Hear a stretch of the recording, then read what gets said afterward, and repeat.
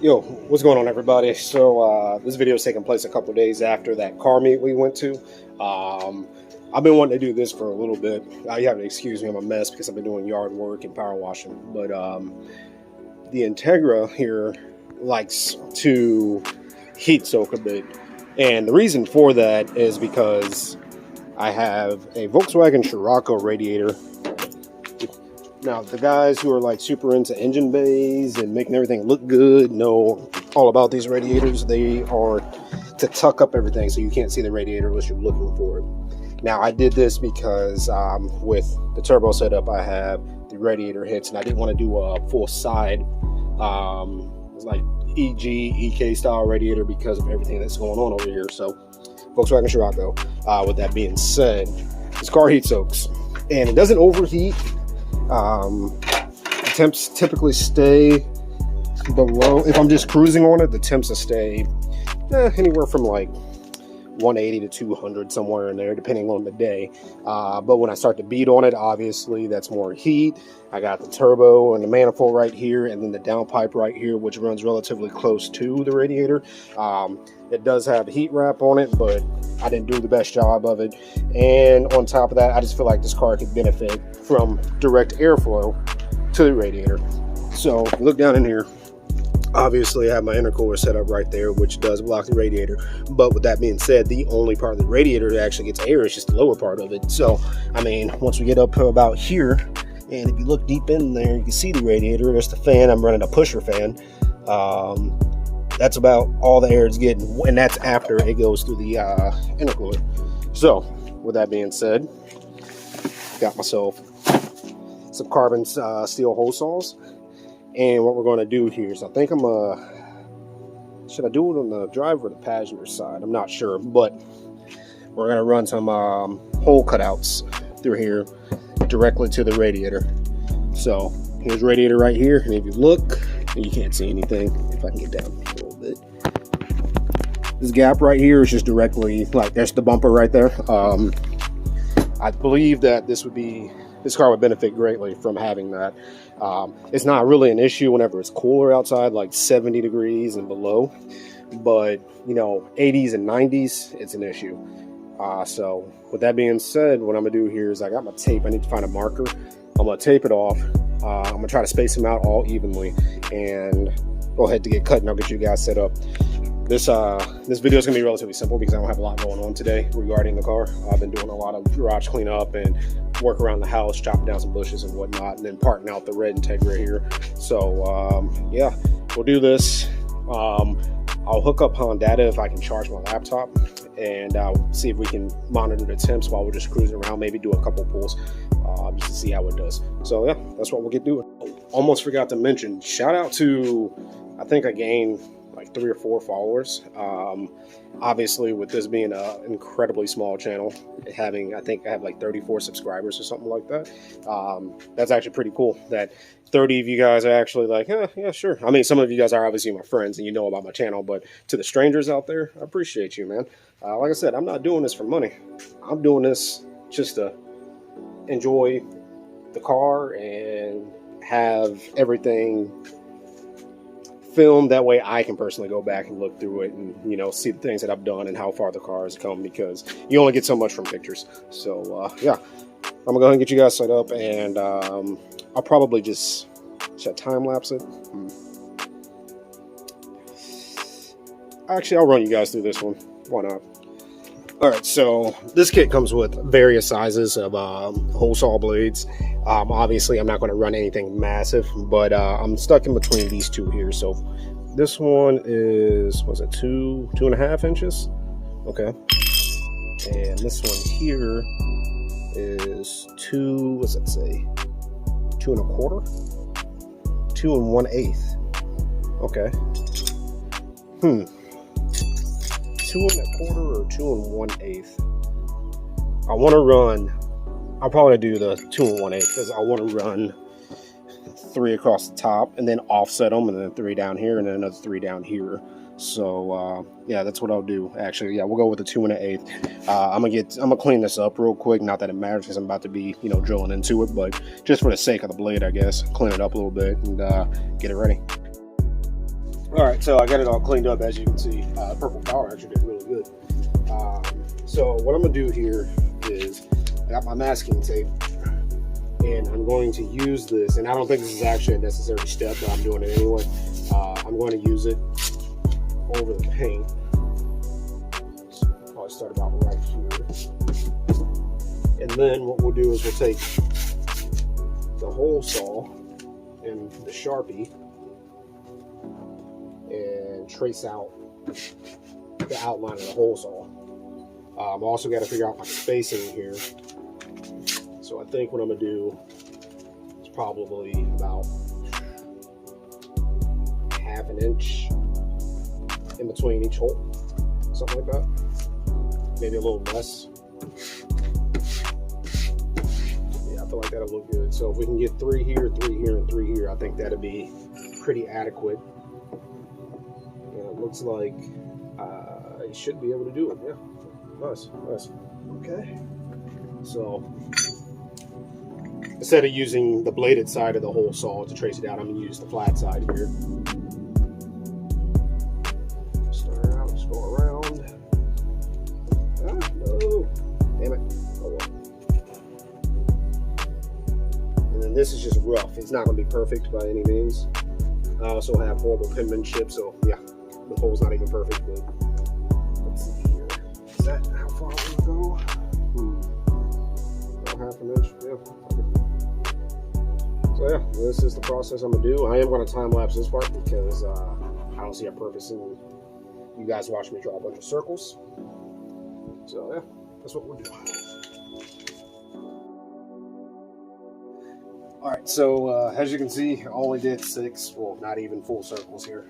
Reason for that actually is because I didn't take into consideration the gap in between them as we go down. So what I'm gonna do is I'm actually gonna go ahead and drill the top 3 out, and then we're gonna have to freehand the rest of them.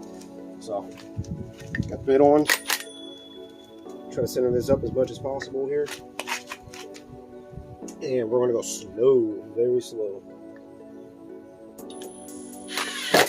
Alright. Add a little bit. Not center.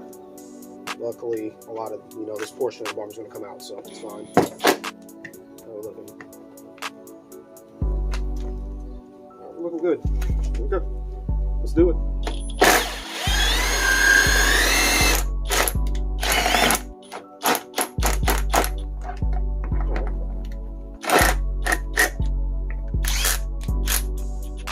Made to buy a real drill and stop using a stupid adapter. But it works when it wants to, so.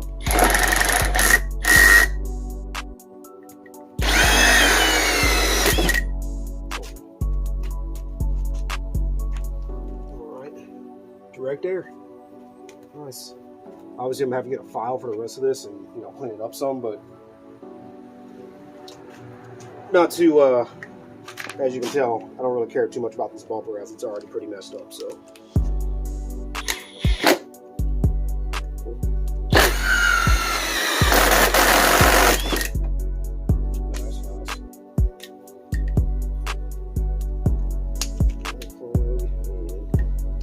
Top hole here. Actually, what I'm gonna do is I'm gonna go get something to measure this out. That way I can make sure the spacing is even on this last one here. Yeah, I feel like the radiator should like that. See there it is.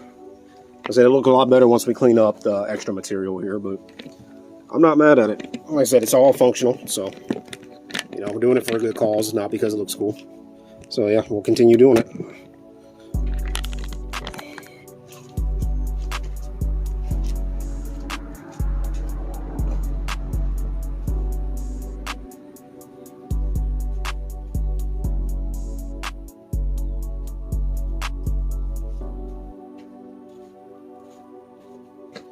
I'm actually going to improvise here and use my filler gauges so I don't feel like digging out my measuring tape and whatnot. So let's see how thick the spacing is. A little less than that.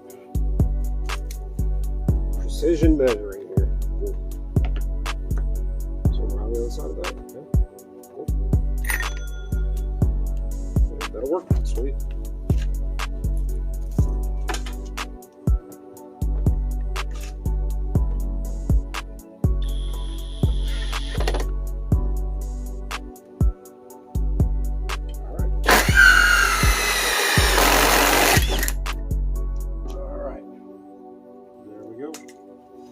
So like I said, on the bottom row here, I got to improvise because like I said, I didn't realize how close it was. So we might actually end up running only 6 holes, just depending on how it looks.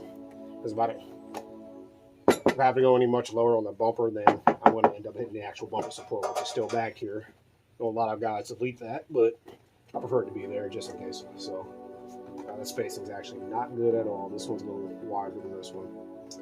No one's gonna know but you guys, I promise.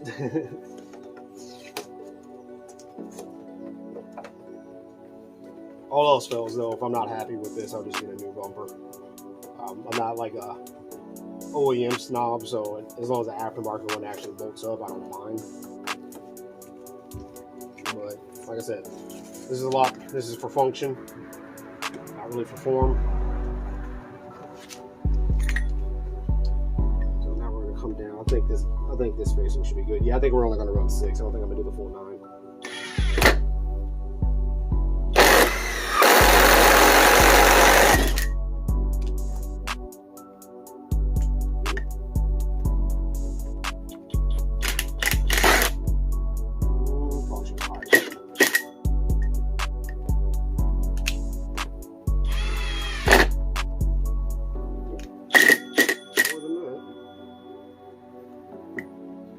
Right in between both of those. Okay, there we go. Alright,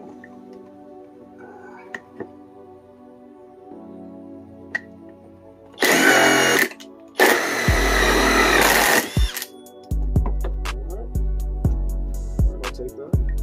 And last but not least here,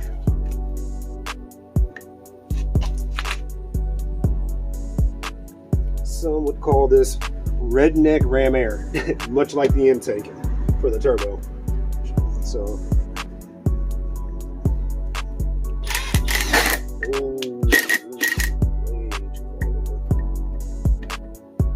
may have goofed, boys, may have goofed. As you can see, I'm by no means a professional.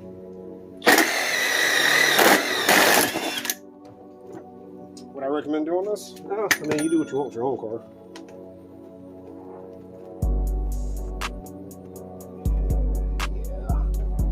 Alright, so like everything else I do in life, everything goes good until the last one comes up, and that's where I mess up. So I did mess up a little bit. And as you can see, I kind of cut into here when I was about maybe like 1/8 of an inch too far over. But that scratches the car. So, you know, like I said, if I end up hating it, then I'll just replace the bumper and do it all over again.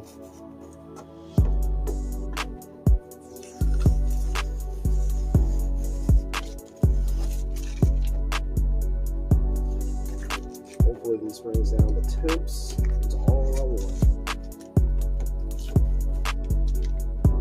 Yeah, that looks like ass. That sucks. So I guess in a future episode I'll be showing you how to fix something like that. With a plastic weld. Actually both of these, because this one's like that too. That, or you can paint over it, you know, you do what you do, it's your car. But yeah, so what I'm gonna do now is I'm gonna go find my file, clean this stuff up, and I'll bring you guys back the final product. Alright, so I cleaned it up a bit, got all the extra shavings out of it. Had to get creative with it because I don't know where my file's at. So, am I happy with it? Now, since what I had to use to kind of clean this debris up, ended up messing this up right here and this right here. Now there's two things you can do from here. You could replace the bumper and start over, or you can get some it's kind of like body filler for plastic, and we can sand this down right here, put a coat on it, and then we can paint it.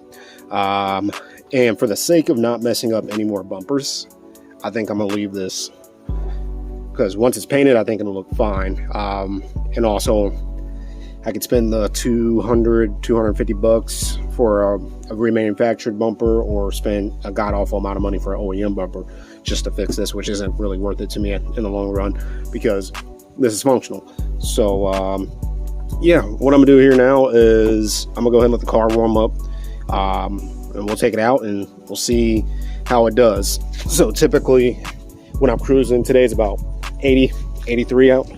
Typically when I'm cruising, get in here real quick, the car will get right before that mark right there on like a chill night. It never actually goes to like the operating temp of a factory Honda. But when it's warm outside, it does. It'll get up to about where it needs to be. Now, is that a bad thing? No, but with a turbo car, and you start to heat soak, and not a lot of people understand what that means. So I'll give you just a, for dummies rundown of it. So radiator is getting real hot. You're not cooling fast enough for the car, or for the not cooling fast enough for everything else to keep up, I guess. So what that does is, instead of obviously like overheating or anything, the car will pull timing out, so it'll feel a little more sluggish than what it normally does when it's super hot outside, because it just can't keep up. So that's what that's for. Kind of a fix for something like that. Now, with that also being said, God, actually, like looking at it now, it looks like booty, but we're gonna run with it. With that being said, I think this would benefit the car greatly, and at least right now, I mean, we're what, 2 months away from winter at this point, but still. So like I said, I'll get this thing warmed up, hop in it, we'll try her out. I gotta go drop these slicks off to my buddy anyway, so it'll be a good excuse to drive the car and see what the temps do. So I'll bring you guys back. You'll be mounted in the car. Alright, so that should give you a pretty good view of the gauge. Kinda. Steering wheel's kind of in the way, but oh, there we go. Maybe.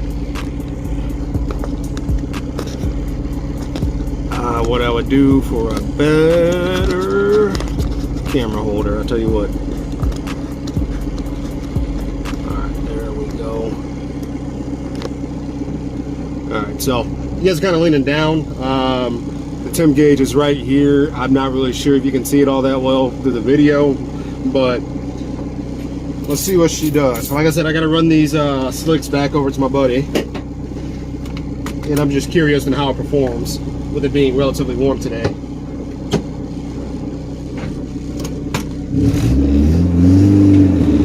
As you can see, I still haven't fixed my tack, but I got something for that. And a video coming soon on something really interesting.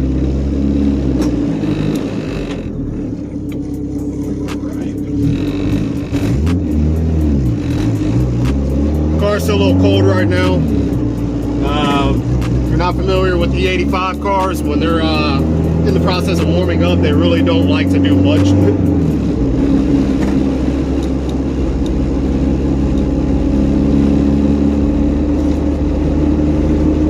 So once we actually get moving at speed, I'm curious to see what the temp does, because I've seen it where I'm cruising and it's a little warm, and then I get into like a cooler area. I live near a river, and I've seen the temp gauge go down because of that. So hopefully that applies what we've just done here.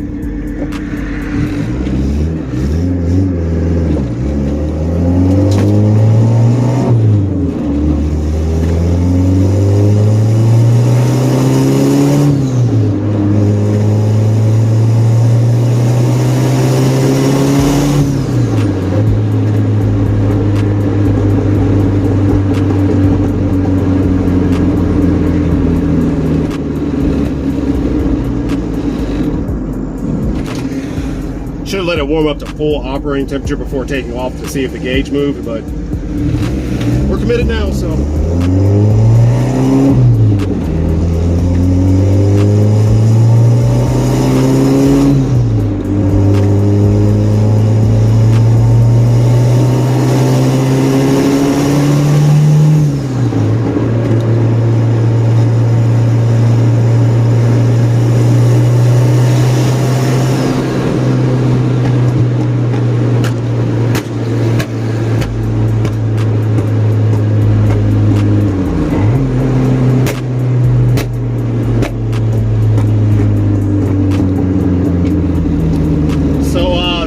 actually moving down.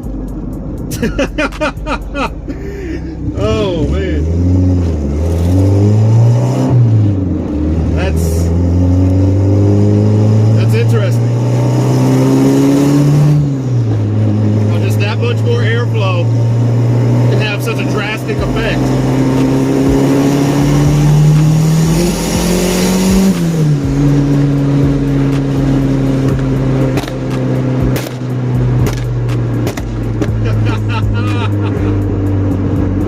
Oh, this car is so ignorant and so fun.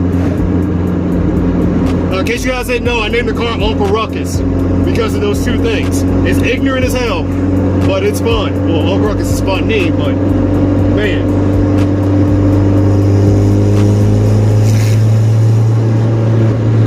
Wow. I'm really impressed. Just that little bit more airflow drastically changed it so much.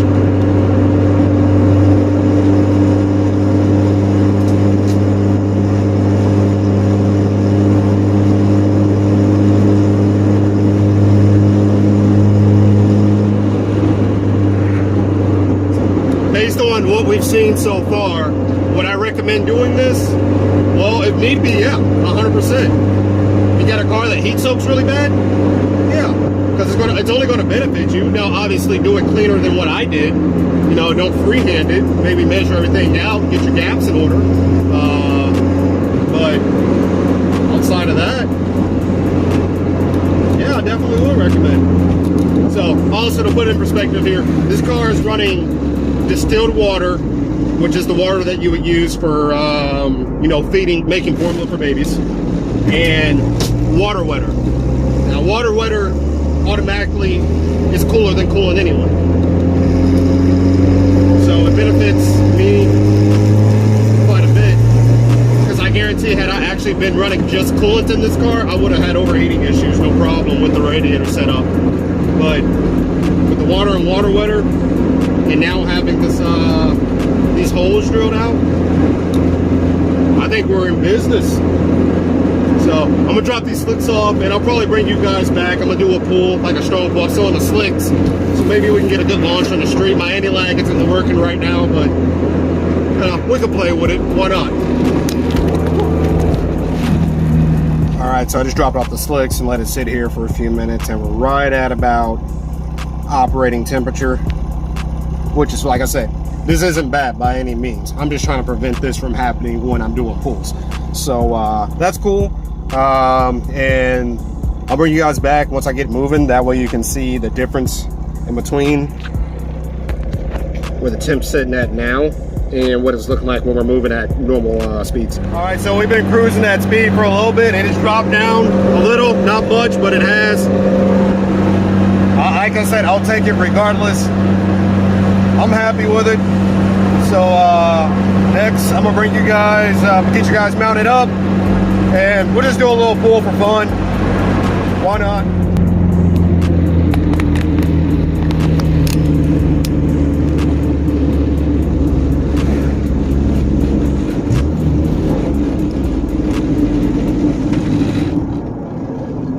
This truck in front of us is kind of ruining my plan, but it's all good. I gotta get you guys a little more stable anyway, so I'm gonna give them some space.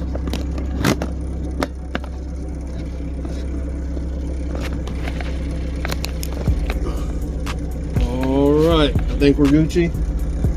We'll wait for this car to make its turn. We'll hit it from first on the slicks.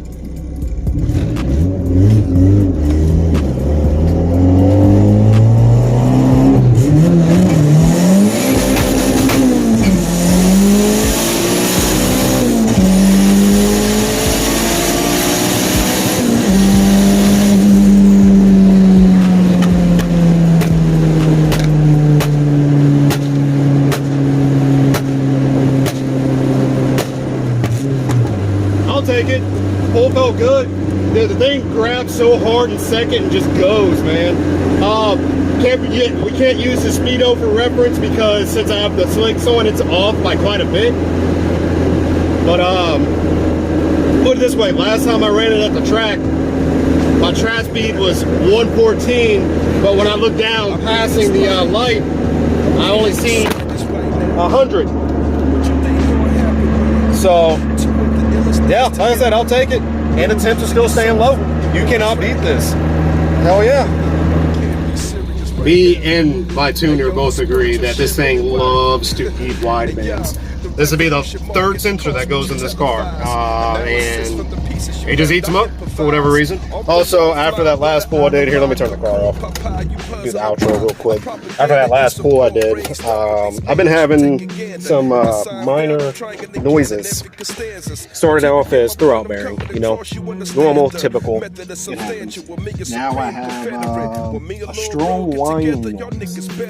So, with that being said, I'm probably going to, I just literally serviced the transmission, which is crazy, and I didn't see anything inside of there, like no chunks of metal or anything. So I think the input shaft bearing is finally just like, hey, yeah, I'm good. So I sold a JDM GSR transmission to a buddy of mine. I think right before we bought our house that we're currently living in. You know, obviously I was like, all right, let me gather some money for a down payment, and it was a spare transmission to me at the time, so I didn't need it. But now I think I'm going to be replacing it. Also, with that being said, I'm going to need a clutch as well, because we are literally at the limit of what that clutch can take. I feel like if we go up even just another 10 horsepower, the clutch is going to be like, nah, I'm good. So, yeah, that'd be it. Am I happy with it? I'm happy with the function that it does. I can tell you that much. I'm very happy with it. It's crazy, actually, as I was doing that pull, the temps were coming down. That in itself is worth it to me. So, I think, as silly as it is to say, I'm going to keep this bumper. I mean, the rest of the car and everything is going to get painted. I got new fenders for it and everything, but this bumper, I'm keeping. I feel like it just adds that little bit of character. You know, I'm not a perfectionist by any means, but it does its job. So, that's going to be it. I'll try to get this video edited and posted tonight. I got a bunch of work to do. I got to clean up some parts and a bunch of other stuff. But, yeah, that'll be it. Happy. I'll take it. So, when the next part I'm waiting on comes in for that car, we'll go ahead and I'll record that as well. Show a video of what I'm doing exactly. Because I've been having tack issues. So, this wiring harness is out of a 90... That wiring harness is out of a 2000 GSR. That's a 98 GSR. OBD2A versus OBD2B. I have a Dragonfire distributor on there. And previously, I ran a wire from the service connector for the tack lead off of the driver's side shock tower to the distributor to get a tack signal. With the Dragonfire, it won't do it. It just won't. I've tried. It doesn't like it. So, I came up with a solution for that, and I talked to my tuner about it. Actually, he was like, he's like, this is what I used for tuning a while back, so that's what I would recommend. So I got I'd say like an industrial grade tablet, and it's a straight up Windows tablet, no Android or anything like that, just straight Windows 10 tablet with a USB port on the side. So we're going to mount it up somewhere in the car, and that way we can just have live data of everything all the time. And if we want to make adjustments on the fly, we can without having to pull out my laptop. So, man, I need to shave. What? I am so sorry. I'm looking raggedy, boy. Jesus Christ. That's literally how my facial hair comes in. I don't know why. But, yeah, so that's what we're going to be doing. Once again, thank you guys. Shout out to the new subscribers. I really appreciate you guys. The more people watch, the more motivated I actually am to do something.